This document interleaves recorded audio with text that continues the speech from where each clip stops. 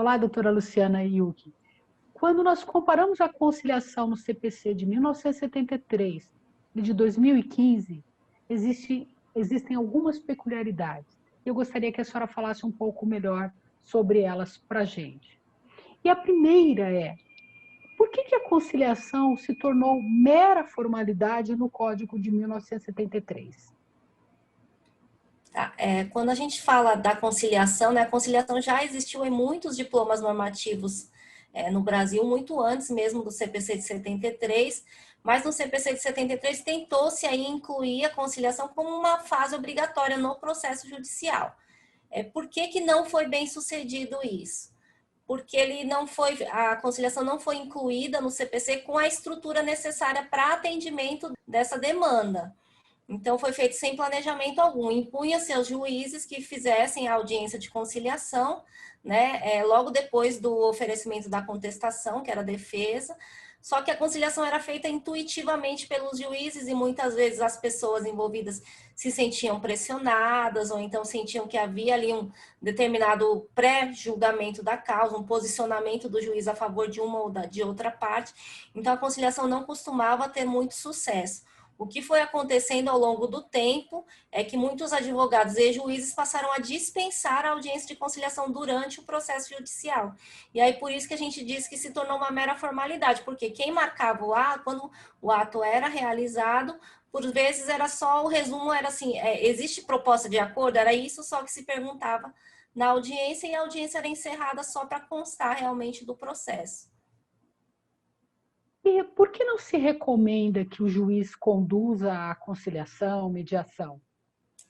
Exatamente como eu disse na pergunta anterior, né?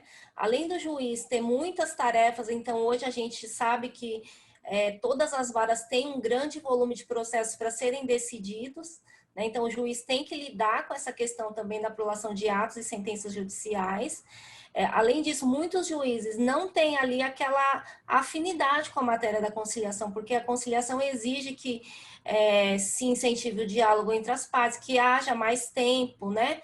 Para que elas dialoguem e tentem construir ali uma solução conjunta. Além disso, as próprias partes podem se sentir intimidadas pela figura do juiz.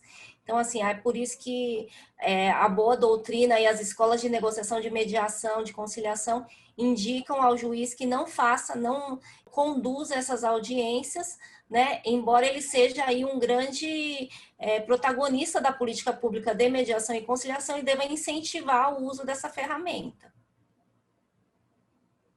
E qual a grande mudança promovida pelo CPC 2015 para fomentar a autocomposição? O CPC 2015 ele veio com uma grande novidade, por quê?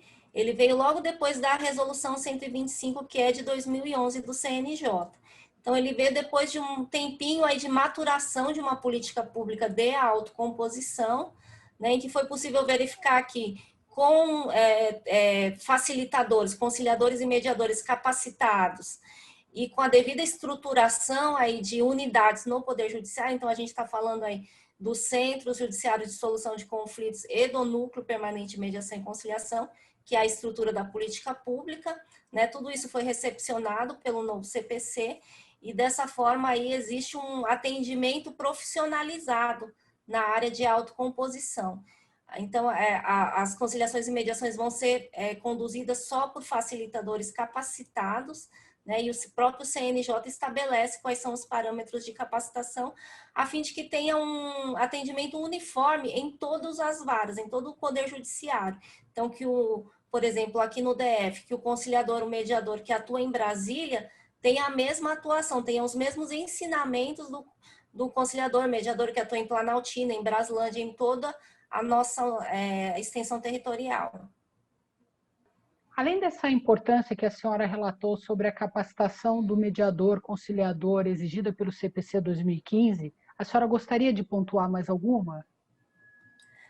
Eu gostaria de pontuar que hoje o CPC 2015, ele coloca a conciliação como uma fase obrigatória na fase inicial do processo. E é muito importante que se respeite isso, né? Que se incentive o encaminhamento e a realização das audiências nesta fase inicial.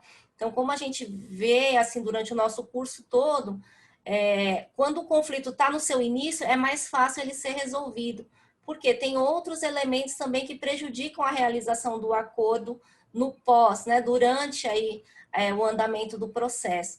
Então, é importante isso, e é importante estar aberto também para a atuação desses profissionais, que são os mediadores e conciliadores. Algumas pessoas têm a resistência aí, com relação a isso, né? Querem estar com o juiz, mas realmente é uma política pública pensada para que as pessoas, os envolvidos, sejam os protagonistas da solução do conflito.